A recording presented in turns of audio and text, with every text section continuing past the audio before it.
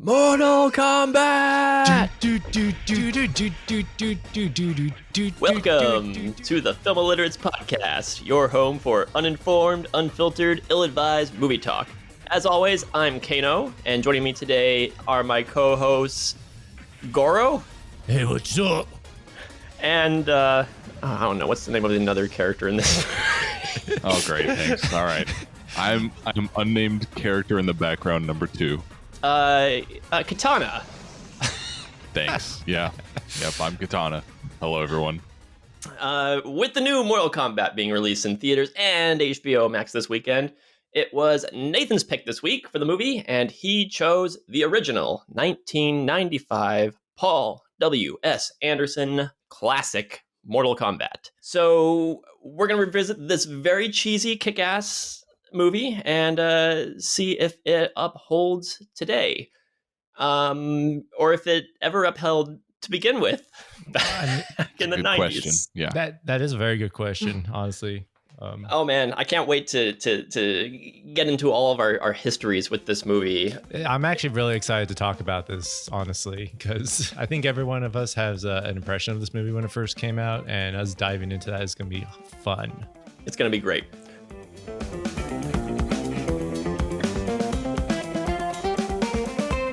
But before we get into that, let's talk about what we've watched on our own this week. Nate, you go ahead and kick us off since this is your pick this week. Alrighty, sounds good. I haven't had a whole lot of chances to watch some movies this past week.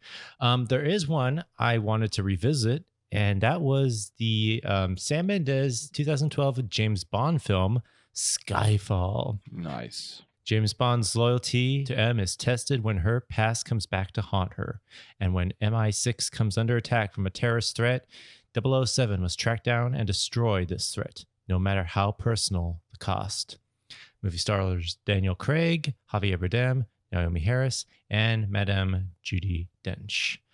Growing up, it's kind of weird. I kind of was on and off with being a James Bond fan. You guys obviously have seen this movie, correct? Yeah. I saw this one back when it came out. One of the few James Bond movies I've actually seen. Yeah. And I'll say this, being not so much of a huge fan of James Bond, and I was wondering at the time when Daniel Craig was kind of like taking up the mantle, and after Quantum of Solace, I was like, okay, maybe I'm ready to tap out. That was a bad movie. Skyfall redeemed my faith in the franchise because holy shit, it was a good movie. And even watching it back today, it's really well done. And obviously, I guess everyone knows because of Roger Deakins doing the cinematography, he makes it look like a work of art. Of course, I was going to mention, can't forget him. No, Nope. I was not going to mention. I think that's what elevated for me this movie to be so good. But I actually also think it's the story itself. What I was kind of noticing about it is it was trying to return James Bond to the British spy thriller genre. And for a long time, James Bond had been kind of like Americanized. It'd been like, this huge franchise of action hero trying to save the world. This really brings it back to being a British spy thriller because the whole threat of MI6 coming under attack, loyalty to the crown, James Bond returning to his roots is kind of something I really love about this movie. It's just a lot of great stuff. And also, I think it is probably one of the best villains that the franchise has ever produced. Javier Bardem just really owns this character of Silva. I mean, since his beginning to his exit, all good stuff. And I think for me, it's one of those movies where I could watch again and again and not get too bored of it, but just like enjoy every frame of it because, it's just crafted very well. It makes it something worth revisiting time and time again. And it's kind of like a nice little marriage of both worlds of like the new modern direction that Bond is going, as well as like, paying homage and a tip of the hat to all the British spy thrillers that preceded it today. So yeah, I love it. And it's one of the best Home Alone ripoffs. Oh my God. That too. It really does turn into a Home Alone movie at the third half. And I do like that. I don't know why I like it so much, but it's like, yeah, it's totally Home Alone. Let's see. And then other than that, I decided to check out a show that's been kind of getting a little bit of attention recently. I mean, I have HBO Max, and I actually remember watching the pilot for this a long time ago. And now that HBO Max has picked it up as a original series, I decided to watch Infinity Train. Tulip Owens is a 13-year-old girl who aspires to become a computer gaming programmer, but finds herself trapped on a train one day and is looking for a way out. This show is created by Owen Dennis, who did the regular show. Oh, that's pretty cool. All right. Yeah, you can see a little bit of like his style in there, but you look at both shows, very drastic as far as style goes. And he's actually the voice for 1-1. I didn't realize that until looking at it. I was like, oh, that's his voice. Well, look at that. He's copying Alex Hirsch, like Gravity Falls. Okay, and the reason why I decided to watch this because I guess this show has 4 seasons now, and the last season has been gaining a lot of talk on the internet. I'm not sure why, but people are now saying it's really good and is taking in an interesting direction. I'm like, oh, okay, well, let's see. I didn't realize there was 4 seasons of this now. So I'm trying to just catch up to speed. Just watch the first 3 episodes. One of them includes kind of like the plot that they used for the pilot episode when they were trying to pitch this around. And it's not bad. I'm still kind of getting into the humor. I think every time 1-1's on there, I like it because it kind of reminds me of Alan Rickman's robot character from Hitchhiker's Guide to the Galaxy. So it taps into that humor quite a bit. Other than that, it's a lot of fun. It takes a while to kind of get its feet, but it's starting to pick up speed. So I'm kind of curious to see where it goes. Alex, have you heard about this show? I don't think I have, which is weird because I feel like because I really like the regular show and other shows like it, such as like Adventure Time.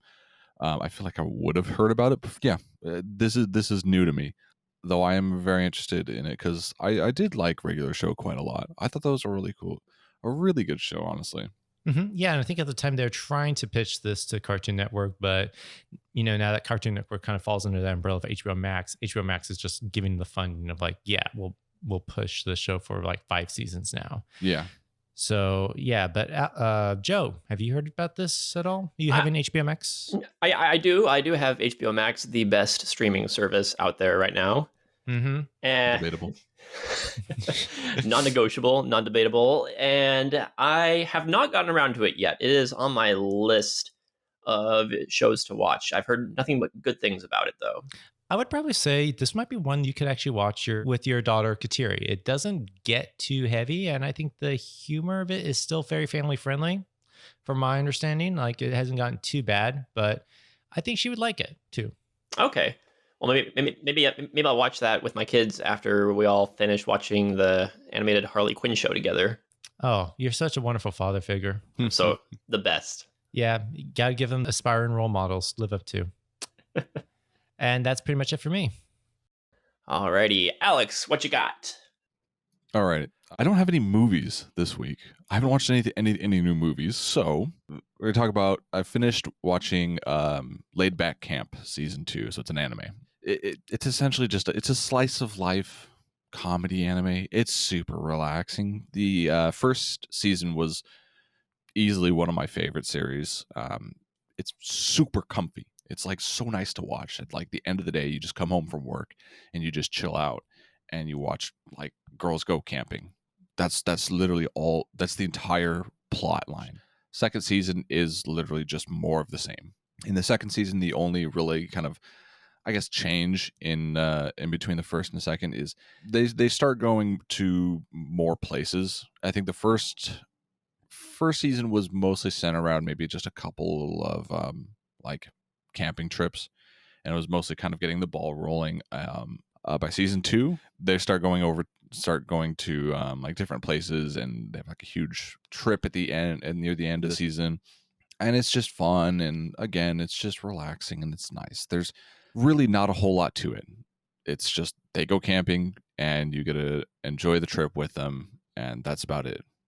Hey, so Alex, I have a question. So Yeah. Is Layback Camp like an actual like location camp, like a rec camp that they go to? Because I thought it was just like one place they go to, but you're saying like they go to multiple places? Yeah, so it's just multiple places in Japan.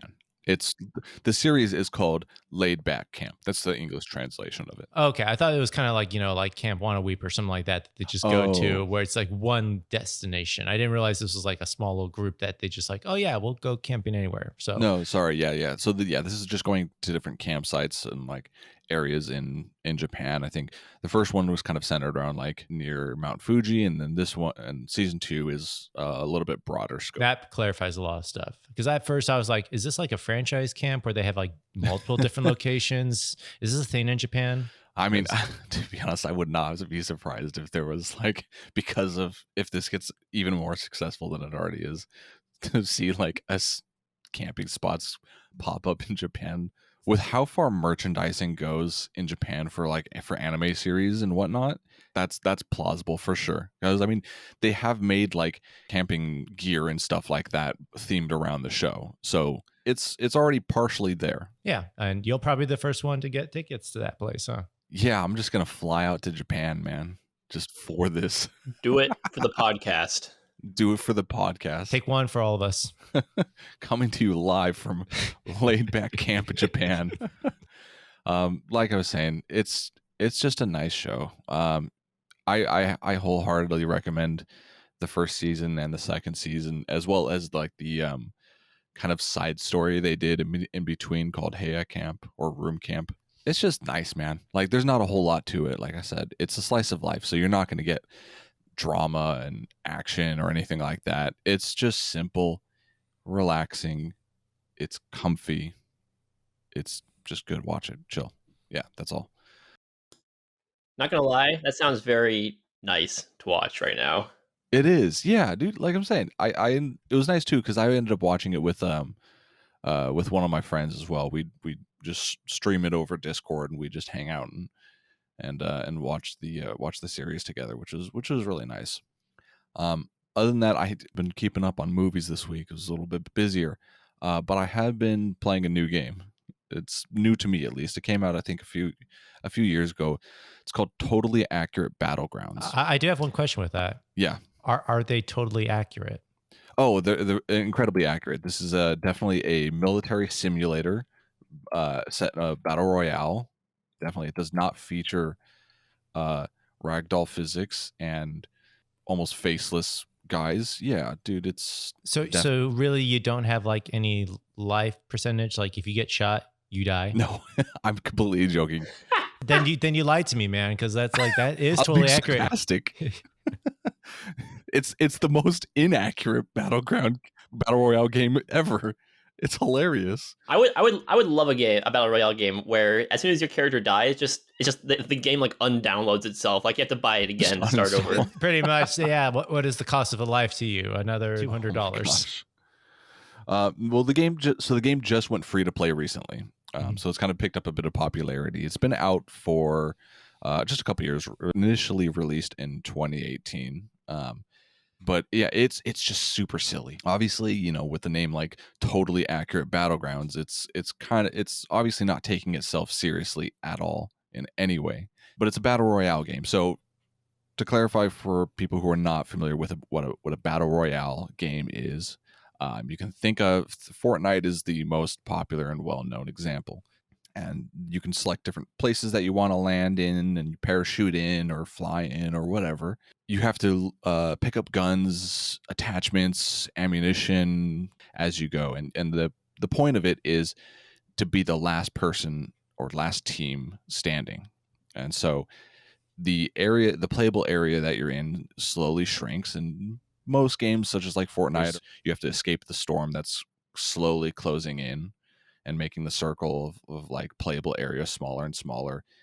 And Totally Accurate Battlegrounds, it's huge pillars and walls that will just drop out of the sky and you have to get into the zone in time.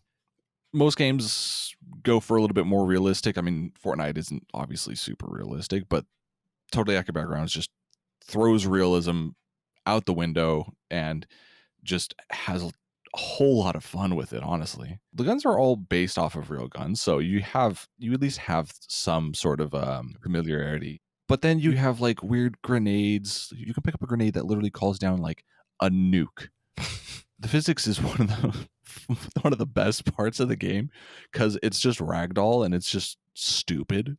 It's a very fun game, and one of my huge problems with battle royales, you drop in and you get geared up and then you'll just suddenly die. And you're just like, well, that was, maybe 10 minutes wasted, have to go back to the loading screen and matchmake again. With Totally Accurate Battlegrounds, that's still the case, but it's so quick. It doesn't necessarily feel like you're really wasting time. It's made by a small company, so there's a lot of like janky kind of bugs, and like I said, the physics are a bit wacky.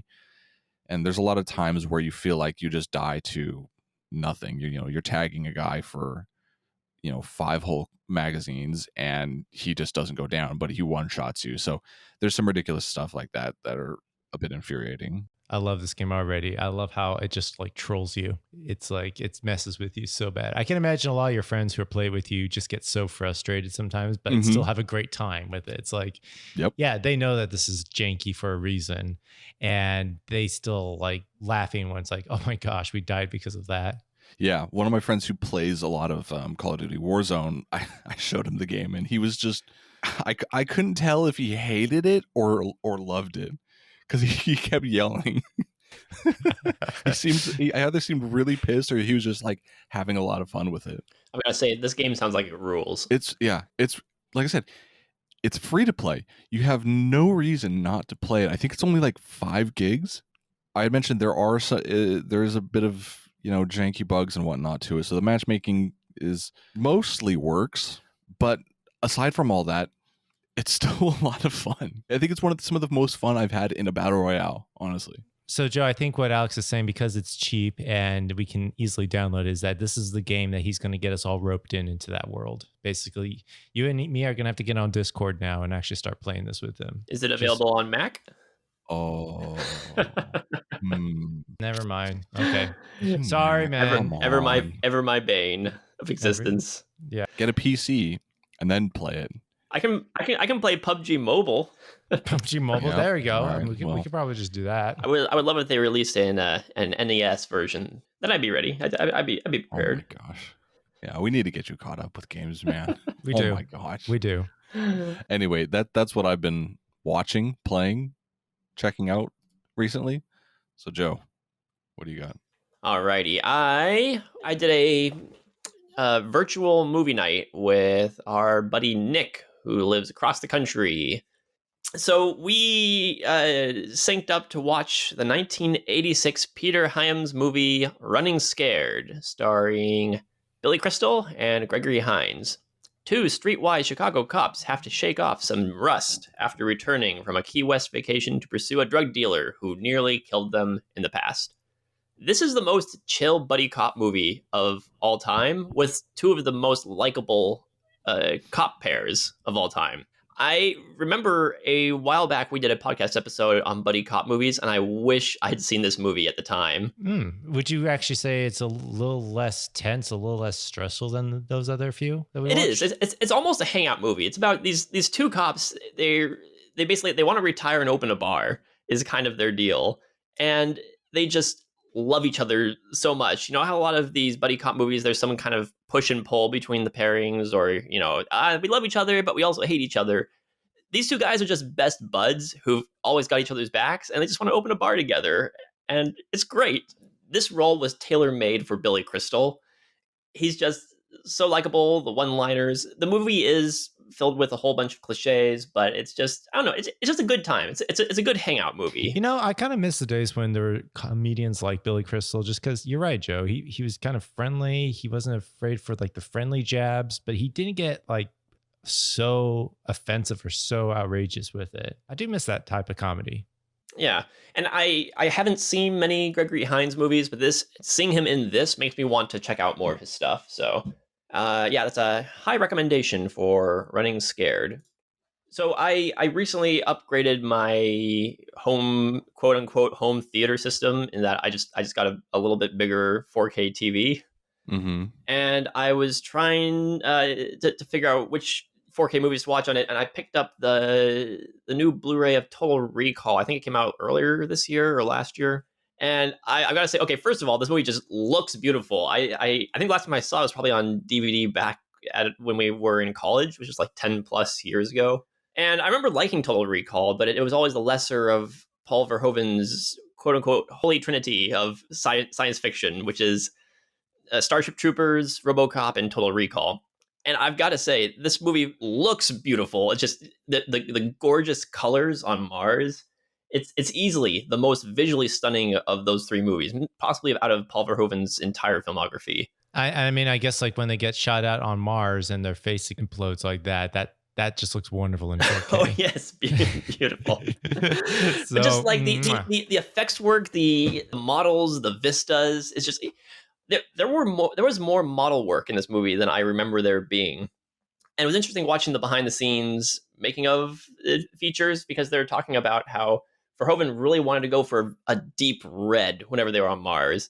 And the people at the time were worried about it going to VHS, and as a VHS is dull, the red kind of bleeds through, and they're worried that you wouldn't be able to see what's on screen. Well, you see, Paul Verhoeven just understood the future. He said VHSs are eventually going to be dated. There'll still be the print of this, whatever format we can, send it to, it'll work there. And Blu-ray, obviously, yes. Yeah, exactly. So thank God Paul Verhoeven said, no, we're going to keep this deep red look to the movie because it looks gorgeous.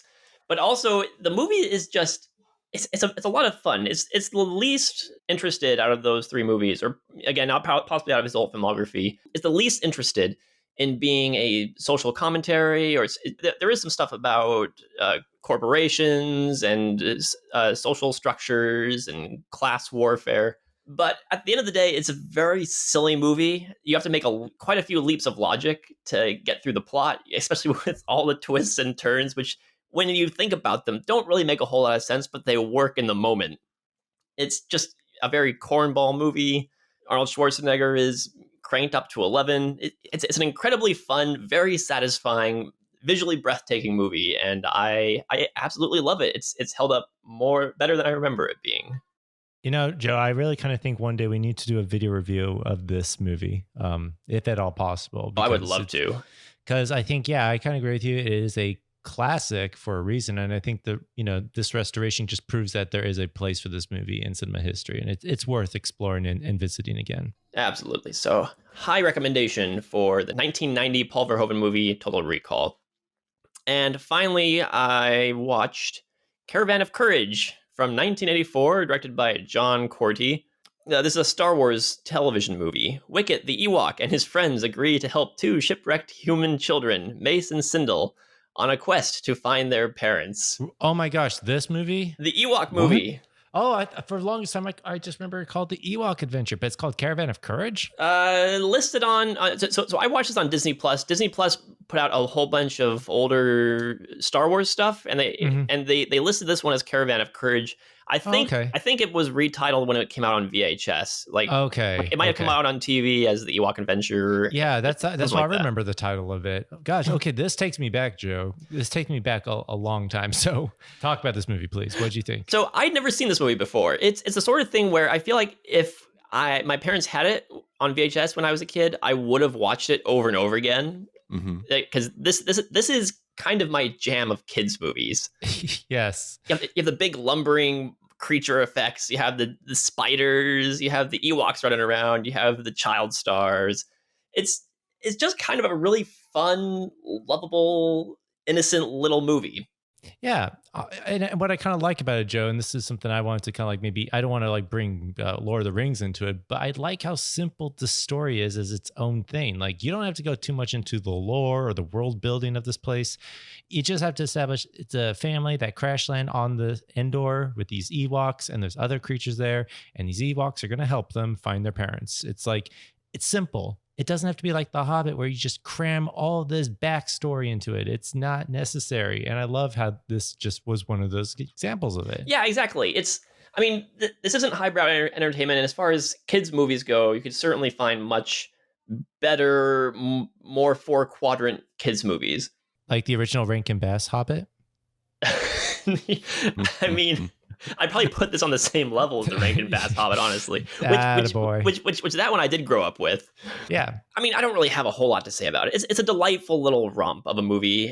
In my head, this is still canon in the Star Wars universe, complete with regular plain old horses and rabbits existing on Endor.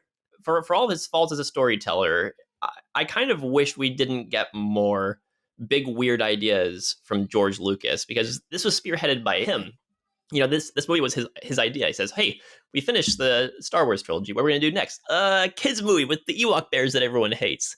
Then later on, we'll make the prequels, but we'll make them these big political things. It was a terrible idea, but it's a big weird idea. And from what I understand, his sequel trilogy idea was gonna be another big weird idea with the midichlorians and force spirits and that kind of stuff. So I'm like, you know what? I enjoy the sequel trilogy for the most part, but I do kind of wish that Star Wars would do more big weird stuff. Like, hey, let's just have an adventure with Ewoks and these kids. I mean, we'll have to see what happens with Disney Plus and what they have spearheaded with the rest of, the Star Wars franchise. So they have shows coming out. I can't list them all, but there's a lot coming. So much. So that is a recommendation. I wouldn't say a high recommendation, but it's a recommendation for Caravan of Courage, aka the Ewok Adventure. And with that, we will jump into our main review of Mortal Kombat. It has begun!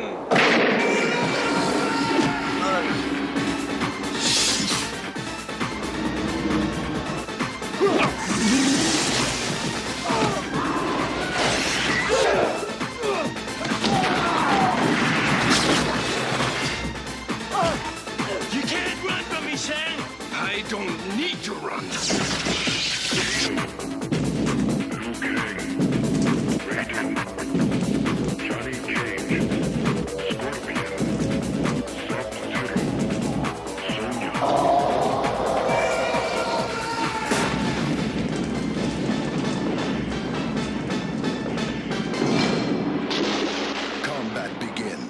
The fate of the world is threatened when the evil sorcerer Shang Tsung plans to reap the souls of all the living. It is up to the three martial artists, warrior monk Liu Kang, the actor Johnny Cage, and the soldier Sonya Blade, who under the guidance of the god Raiden must stop the sorcerer in an ancient tournament to the death, a tournament called Mortal Kombat, because there can be only one. That is right. That's my. That's what you guys call. That's what we call a Highlander reference for you Christopher Lambert fans out there. Wow, I didn't understand. I didn't pick that up. Damn. Wow. So Nate, I mean, I think it's fairly obvious, but tell us, why did you choose Mortal Kombat this week? Oh, because I was getting tired of all the priest movies, and I was like, we're gonna watch some action movies. That's why. There is technically a priest in this movie. Yes, you're right. There is. But okay, a big reason why. One is definitely because of the new Mortal Kombat movie coming out. Two, Paul S.W. Anderson, who directed this. And three, yes, I think all of us have grew up with this, movie, this franchise, and it's just good kick-ass action. So I thought, hey, let's just watch it before the premiere of the new Mortal Kombat movie. So I have a thing to confess. Sure. I did not grow up with this movie or the game franchise. Get out. Yep. I've never seen the movie, and I don't think I've ever played any of the Mortal Kombat games. Wow, really? I mean, they were at every pizza parlor restaurant in the arcade section. Fighting games weren't my thing. I was always into shooters or driving games. Okay, that's it. I never picked up Mortal Kombat. I mean, I shouldn't say I was never into fighting games. I played quite a lot of Smash Bros. Either on the N64 or Melee. But I mean, kind of who hasn't really played Smash Bros, I guess.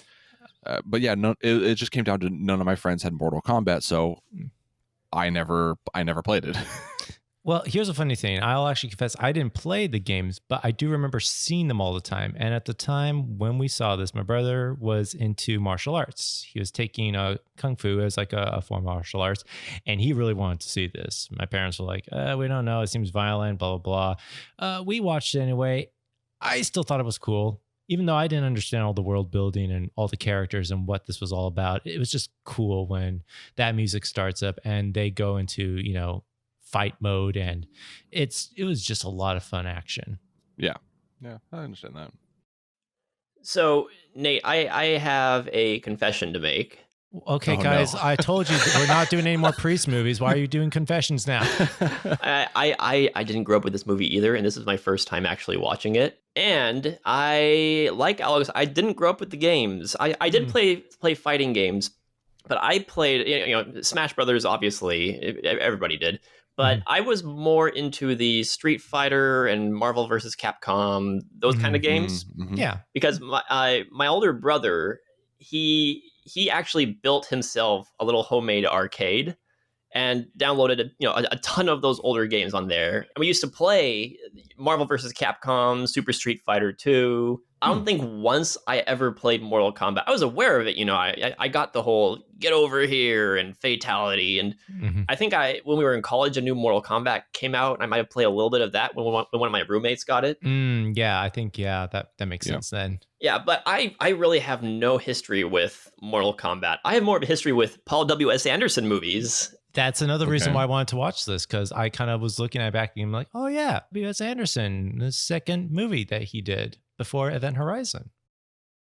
So, Nate, this came out in 1995. Did you see it when it first came out? I believe it was like maybe about a year or two after it was released on VHS, because that's how I first saw it. Okay, I think gotcha. I've seen theaters. And was that the last time you watched it?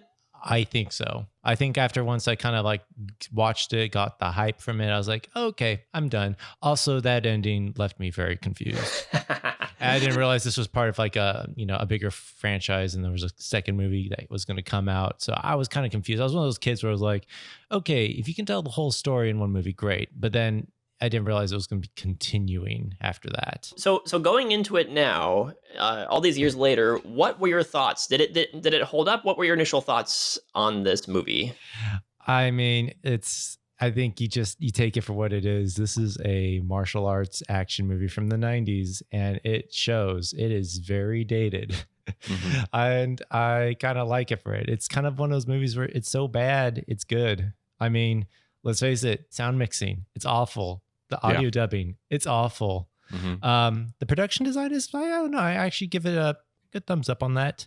But some of the characters and their, cameos and their place in this plot in this movie, Sub-Zero and Scorpion deserve so better than what they got. Sub-Zero went down like a little bitch. Oh yeah, that was unfortunate. But no, I looking back on it now, it's like it's bad writing, and it just like reaps and oozes 90s action all over it, to the point where I'm like, yeah, you can look back on this movie. It's like it came out at the same time, I guess, when Batman Forever was being released, when a lot of like, subpar action movies of the 90s franchises were coming out.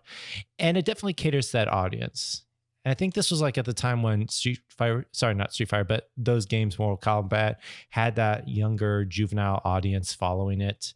And I knew everybody of my friends like really wanted to watch this. So it's like, it kind of caters to that audience, I feel. Looking at today as like a 30-year-old man watching back on it, it's like, yeah, it pains me at some points to watch certain things. And it's kind of cringy, but you got to love it too for that. So, Alex, what was your experience like watching this for the first time, not having really played the games, but I assume just generally knowing, having the Mortal Kombat stuff kind of around you? Yeah, I mean, generally familiar with the games. I've watched a little bit watched the games played a little bit on like Twitch or whatnot. Man, I can see why video game movies have such a bad rap, honestly. Yeah. This is really bad. There's really not, if any, redeeming qualities about it. Even the action, honestly, just for a movie based around a game that's all fighting, the martial arts is okay. The fighting is just overall, it's boring. They're moving around and doing crazy stuff, but it doesn't feel like the punches are actually connecting, and it doesn't feel like the actors are getting hit. Yeah, but that's what the sound effects are for, when you kind of like have a guy leap up, growl like a tiger, and then swoosh. Yeah, kick but somebody. I mean, it's sure sound effects can save other movies, but it hasn't saved this one. That guy with the cyborg face, Kano. Kano. Yeah.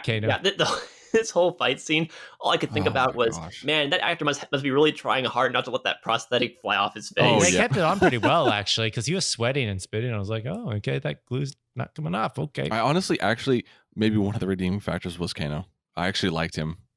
as for is like short of a period that, or like a small part of the movie that he was in, essentially just to get Sonya Blade to the island. Yeah, I liked him. I thought he was actually kind of cool. I wish he was more in more of the movie. What I want to know, if this Shang Tsung guy's so great, how come he's got such a crummy looking boat? Nah. Anyway, guy gives me the creeps. A treasure of these moments. That was his intention. Shang Tsung is a great sorcerer. The wise cultivate his favor. Those who challenge his power become his slaves. Yeah? Well, I haven't seen any of them around. You fool! You know nothing. He enslaves souls. He learned the black arts from the Emperor himself. You're some kind of royalty too. Right. I am Goro, General of the armies of Outworld and Prince of the subterranean realm of Shokan. Subterranean. What's that? Something like underground? Yes, something like that. Yeah? Well, I'm kind of an underworld boss myself, you know. Well, I mean, back home. How lucky for them! Back home.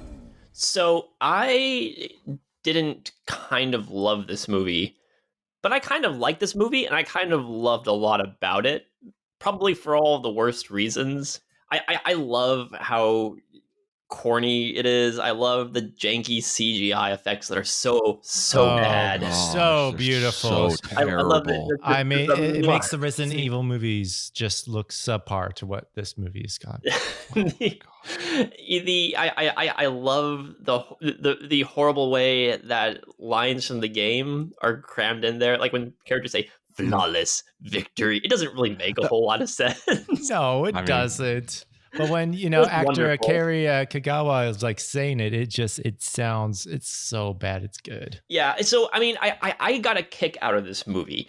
It's not up there as one of the best, so bad it's good movies. It's not one of those disaster pieces out there, but it's a bad movie that I can watch and enjoy. I mean, yeah, you're absolutely right, Alex. The action is very stilted, especially having watched a whole bunch of Hong Kong movies within the past year. It stood out like a sore thumb that these people are just kind of doing half-hearted punches and maybe a kick over their head or something. Especially with Goro, who can we just devote like an entire section of this podcast to Goro, because I have so much to say about him. You know, why don't we just do that right now? Let's talk about Goro. So he first shows up in a scene where Kano is eating, I think. Yeah, a humongous, like, what was it, like 12 different mutton legs or something like that? Yeah, pretty much. Right. So Goro comes walking up and having a conversation with him. Now, me and my brain, I'm thinking how earlier in the movie we've seen awful CGI effects. And I'm looking at Goro and I'm like, why does Goro look good? Like that does not look like a dated bad CGI effect. Like, I mean, it doesn't look great, but it looks a heck of a lot better than anything else we've seen in this movie. And looking it up online, I found out that Goro was a complete practical effect. He was an actor in this suit, which is just basically like a whole Goro torso and another pair of arms on top of him, and it had like animatronics in it that I think they controlled through remote control. It's insane. Yeah. No, you look at the detail on that. It's like, it's nice to see a character like that having some practical reality interacting with the actors, especially Johnny Cage's character, like towards the very end, because it does make it work. The only thing about the prosthetics is, and even just the animatronics, is like the mouth movements. I kind of felt being distracted by that quite a bit. But you're right, Joe. I think the level of work and craftsman that they put into that was excellent.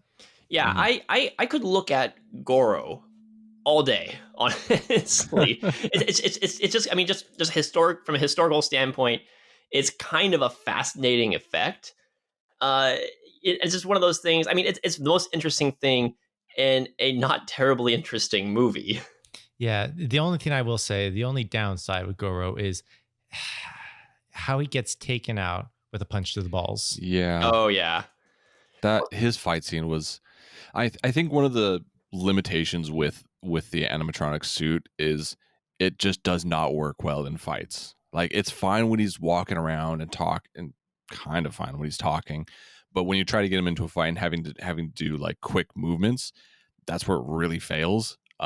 And you could definitely see that in the fight scene. That was actually something. This would actually lead into another thing I wanted to talk about: our transitions in this movie. So with Goro, you guys are right. He is so janky, so big and wonky that it's hard to capture the epicness of his fight sequences, which is why there's that whole montage dedicated to him like taking one fighter down, another fighter down, another fighter down. You never see it. It's just like the guys get thrown to the ground. It's like you just assume, okay, whatever fights happened, they were pretty brutal and epic, and all it takes is Johnny Cage punching him in the balls to take him down. I'm like, well, okay, all right then.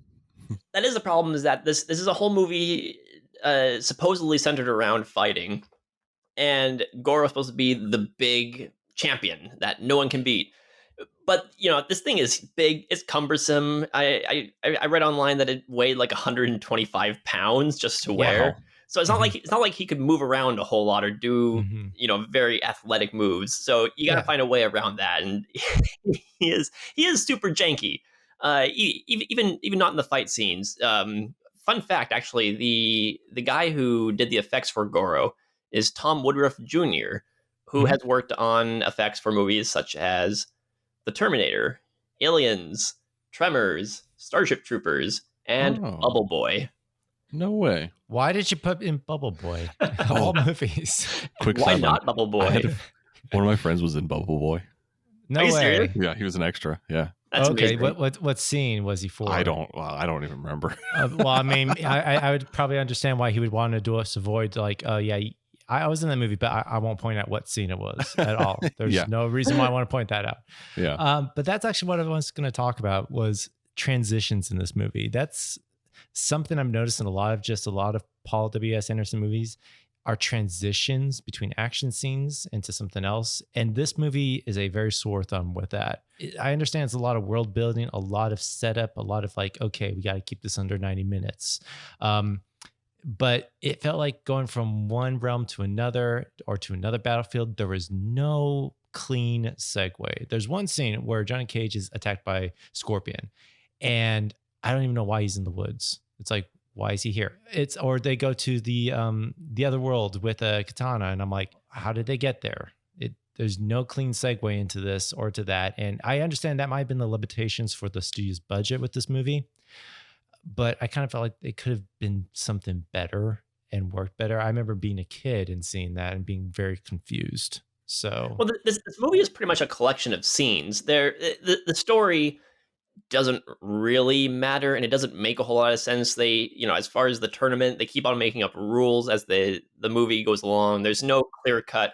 We have to do A, B, and C to get here.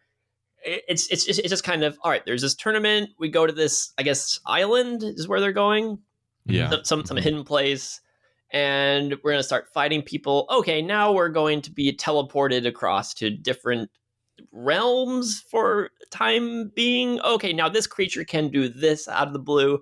And now we're going to have a big showdown, and we haven't set up what the villain's powers are. It felt like the sort of movie that they were rewriting on the spot, which I don't know if that was the case, but I wouldn't be surprised to find that a lot was changed just kind of, from day to day in the making of this movie. Probably depending on like what was available, what actors weren't able to show up. It's like, yeah, okay, you have to shoot with what you got. We're just trying to make sense of, one day the writers may see like, oh, we got to fix this thing, or a producer may say, I want more of this, and they'll just have to like rewrite around that, the day of.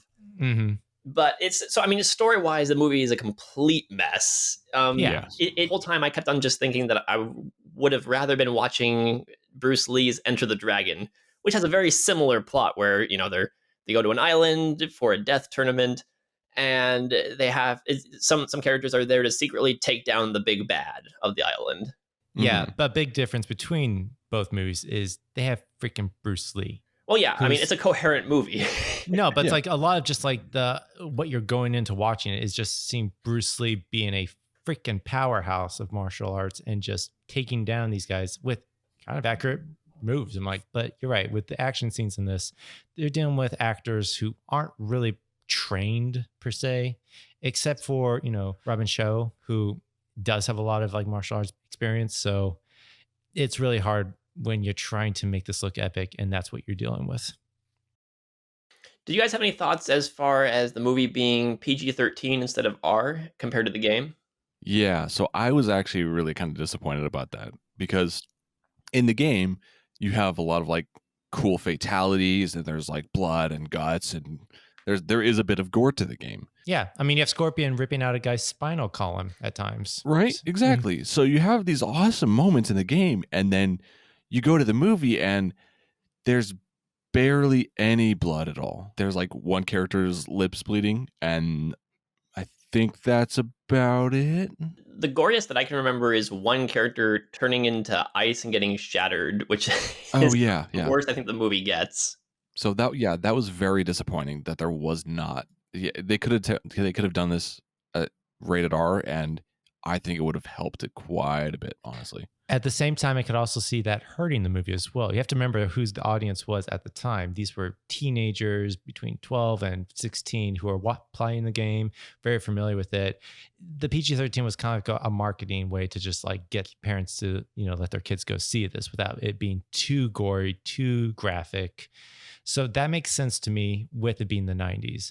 Mhm. Today, that standard's almost like going out the window at this point. It's like, okay, if you're into this stuff, we're not going to hold back on what we're showing. Back then, it was still kind of an arena they were testing out. I look at a lot of just like superhero movies that were happening back then, and I kind of wish, they had gone a little bit more with the gore and the blood and the realistic violence. But it was Hollywood at the time, and their biggest thing was we need to make a profit off of this, no matter how bad these moves look. Well, that's the thing, is that I feel like the target audience for both movies is the same. It's just interesting how times have changed, because back then, I'm sure kids were playing the game, and these games which were known for having over the top gore, and then you make a movie for the same audience, and they think, well, we can't have an R-rated movie aimed at kids, with the R rating still being relatively new within the past decade. But now today you have movies like the normalization of the R rating for movies like Deadpool, for instance.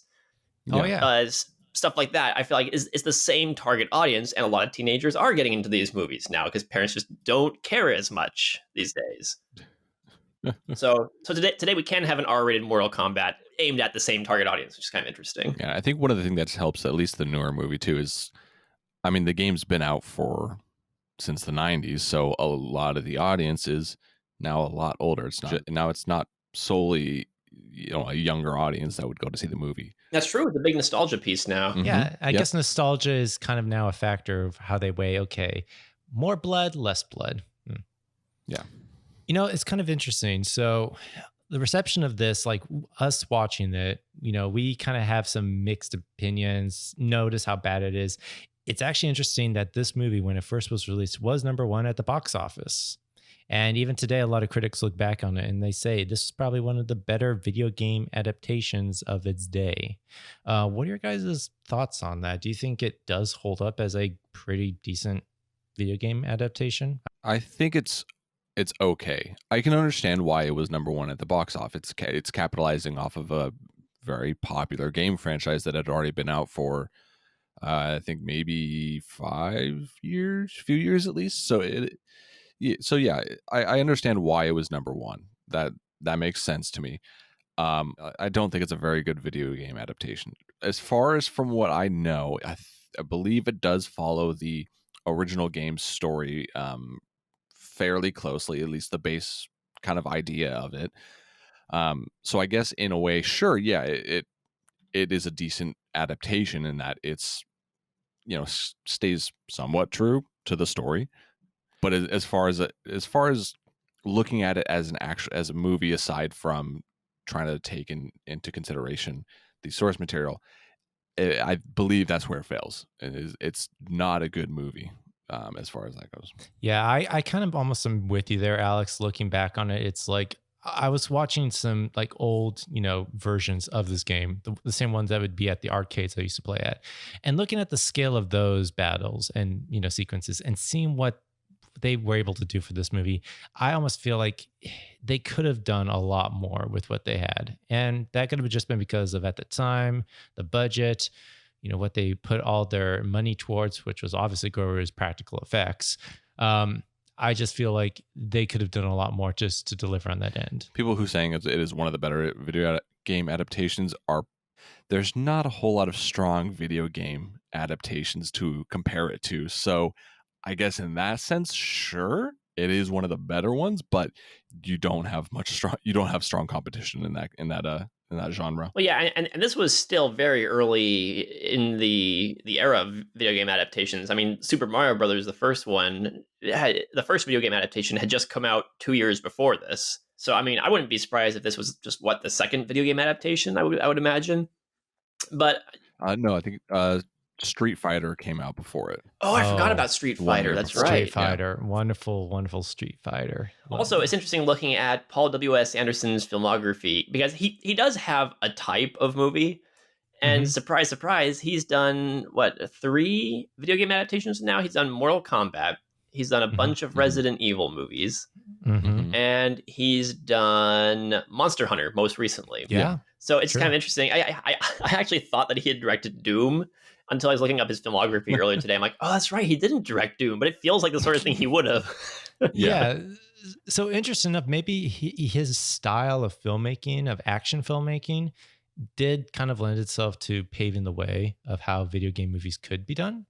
It's not the best, but it was a pioneer. Let's say that. Before you finish up, do you mind if we talk for a moment about Paul W.S. Anderson? Absolutely. I was kind of waiting when you wanted to jump in and talk about that, but let's talk about that. So he's up there as one of my favorite schlock directors. Like, he and Roland Emmerich, I put kind of in similar categories. They're very different filmmakers, but in similar categories. Yeah. Okay. As in, they make big budget, very schlocky movies that are, you can tell, the sort of things that they love. But a lot of general audiences just really kind of turn up their noses at, like, oh, that's a bad movie, They're very different brands of schlock, but they're both obviously schlock filmmakers. Paul W.S. Anderson has this kind of hyper stylized, video gamey type, where characters will do all this ridiculous stuff and flip over backwards, and he feels very hyper stylized kind of a filmmaker, whereas Roland Emmerich is more of a spectacle filmmaker. All right, we're gonna show cities, falling into chasms and all this big crazy stuff, and storytelling is there, but in both it kind of comes second to the aesthetics. Yeah, actually, I wouldn't say spectacle. I would say scale is kind of something Roland Emmerich is kind of more for. Yeah. Like he goes big, he goes epic. He goes like, oh, okay, go big or go home. Whereas like with, Paul W.S. Anderson, he knows this genre is like kind of like sci-fi, superficial fantasy. So it keeps within that element. Right, exactly. And for Roland Emmerich, his stories are all about very cheesy character relationships, these rousing speeches, American hoorah, that kind of stuff. And for Paul W.S. Anderson, story is practically non-existent except for to propel us into the next action set piece. Or the next wonderful CGI set piece. Wonderful CGI set pieces. Oh my gosh, the freaking reptile thing that just like was chasing after him. Every time that came on and they're interacting with, like, I got the biggest blast out of that. I'm like, oh yes, it's beautiful. There he is. There's the Paul Anderson I know. A flawless victory of effects. Oh yeah, yep. So yeah, I mean, I get a kick out of these kind of schlock directors. I will be there day one to watch anything that Paul W.S. Anderson makes, and even the ones that I dislike. I'm not a big fan of Event Horizon. I know that's one that has a big cult following. It's not my favorite of his, but I'll still watch it because he's got some big, weird, stylistic ideas in there. And demons in space. Right. I'll say this though. Next time Johnny Cage decides to go into a final battle, make sure he brings his $500 sunglasses,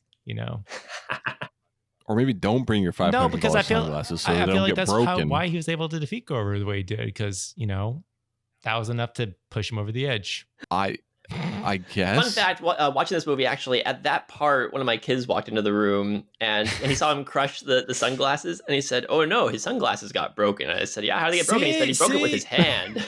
See, exactly. That's even he knows the value of a sunglasses. Okay, I also did want to talk about real quick Raiden's character Oh, yes. because I hated it. Oh, what? It's Christopher Lambert. It doesn't. I don't care.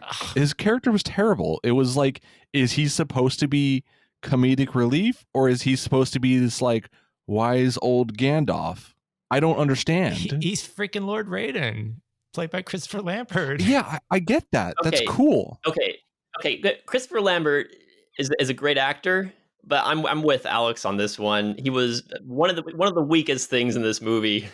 I know. Guys, believe me, I know he just probably showed up for say. He's like, all right, I'm getting paid to play this. I'll do whatever they want me to do. I mean, he's an icon just for Highlander alone. I haven't seen Highlander in a while though, so I don't know how good he actually is in that movie. In this one though, he in a bad movie that I love for all the wrong reasons, he stuck out like a sore thumb.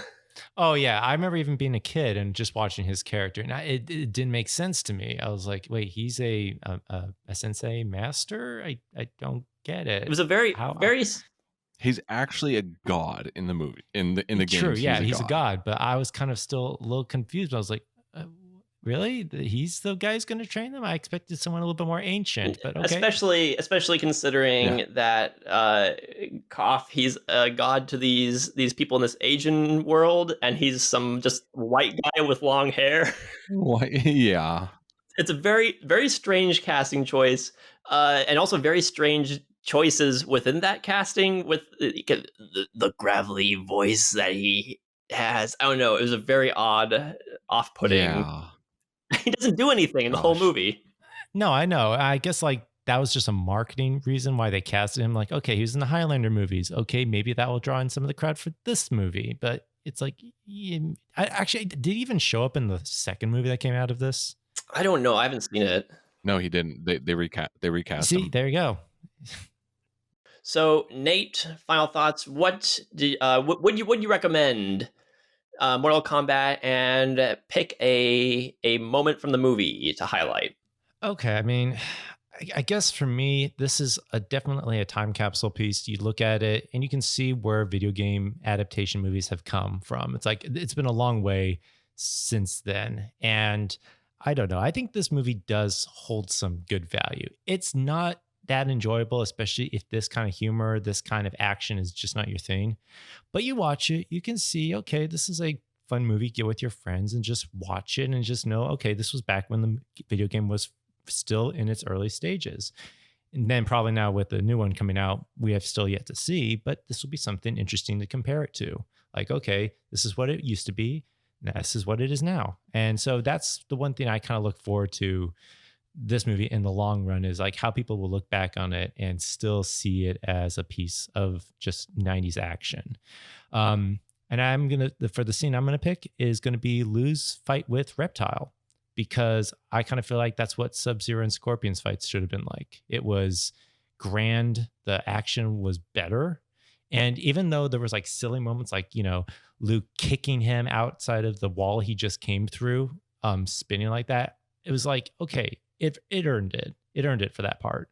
But that was my favorite part, because it felt like that was what Mortal Kombat should have been. Yeah, that was definitely one of the best action sequences in the movie, if not the best. I did enjoy that. That one was cool.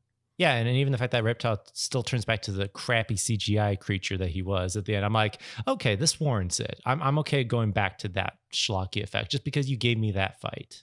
Alex, would you recommend Mortal Kombat, and what is your movie moment? Honestly, no. It's not worth it, to be honest with you. I think there are definitely better video game adaptations. And there are definitely more fun video game adaptations to watch. If you're a fan of the games, sure, go ahead. Of course, watch it. Why not, man? It's one of, if you're interested in kind of the history of video game adaptations to film, sure, this is one of the first few, and I'd say, you know, one of the more popular ones. But aside from that, if you're wanting to watch the movie just for the movie's sake, I'd pick something else. I'd say watch something else. It's not very good. The action, aside from maybe a couple moments, is pretty bland, and the rest of the story is just, it's bad. It might be something that works in the game, but when you throw it into a movie, it does not work at all. But there were a few cool moments in the movie. Specifically, whenever the Mortal Kombat theme played, it's at the very opening of the credits, which is honestly a rad as hell way to open the movie. And then it plays in a couple of the fight scenes. When Johnny Cage, Liu Kang, and Sonya Blade fight the guys in the red hoods, they're saved by Raiden. That's great. And in the final fight versus Liu Kang and Shang Tsung, awesome. The song is still really great, and the fact that it still has like the original like voice lines from the game and whatnot. I will say that opening, when the song came up over the opening credits, was a perfect moment. I got chills down my spine just starting the movie. It's awesome. It's so cool. It's so cool to have that in there, and I really like that it was featured so heavily. Everything else outside of those parts is terrible, but those are pretty cool parts, I will say. So we have one yay and one nay for this movie. Joe, you're the tiebreaker. What do you say? So even though I did have a good time with this movie, I don't think I can in good conscience recommend it to very many people. I mean, to a very specific brand of bad movie fans, I would say yeah. And there are moments in this movie that I was looking at it, I'm like, you know what, this movie isn't all bad. There are good moments in this movie, and it feels like a real movie. It's like the Super Mario Brothers movie. If you're looking at video game adaptations, that one felt like a weird, wild hodgepodge of bad ideas mashed together in the best way. And this one felt like a mix of very misguided ideas, very dated ideas, some pretty great ideas, but it's all kind of a mess of an experience that, all in all, isn't as crazy or as fun as I think I would have liked it to be. So even though I personally enjoyed it, I don't think I would recommend Mortal Kombat. That's fair. My movie moment is the sucker punch to Goro's crotch. The reason is because I was watching the movie, and I knew that they were leading up to this big fight between Johnny Cage and Goro. And I was looking forward to seeing, okay, how are they going to make this big janky thing fight? And I thought the fight was just done right there. Just immediately, Johnny Cage goes down, wham, sucker punch, and Goro is yelling. I'm like, please tell me that's just the end of Goro right there. And they just skip over the entire final fight. And even though the fight does go on a little bit, barely goes on at all because that suit can't fight at all. It was a little bit of a surprising moment that I quite enjoyed. I got a kick out of that moment. All right, so cool. It seems like I've trained you guys well to be, very snobbish critics. I love it. You guys have taken up my hat. I tipped my hat to you. Young. Well done. You've ruined movies for us, Nate. You're very welcome. Someone had to do it. So. With that will finish this episode of the Film Illiterates podcast. You can find us on filmilliterates.com or youtube.com/filmilliterates. Nate, where can people find you? Well, you can find me here at filmilliterates.com. I do these podcasts with these guys, a few videos, but I'm also on Instagram at Nathan_Stone_films, as well as Letterboxd, where you can watch, or not watch, but look at my reviews of movies I have been watching. Alex? Just the same. You can find me here, filmilliterates.com. But you can also find me on, I'm on My Anime List, Write Your Music, and Letterboxd, all under the name Half Scrim. And you can find me on Twitter and on Letterboxd under the name Film Illiterates. Alex, what have you got for us next week? So next week, we're going to take a step away from whatever Mortal Kombat was. We're going to watch Columbus from 2017. Interesting. That'll be great. It'll sober us up a little bit before the next before Nathan's next wild movie. Well, I mean, honestly, if we're going to go in the direction what shows up in our queue, be prepared, guys, because oh no, oh boy, can't wait. And with that, everyone, keep watching movies and keep it easy.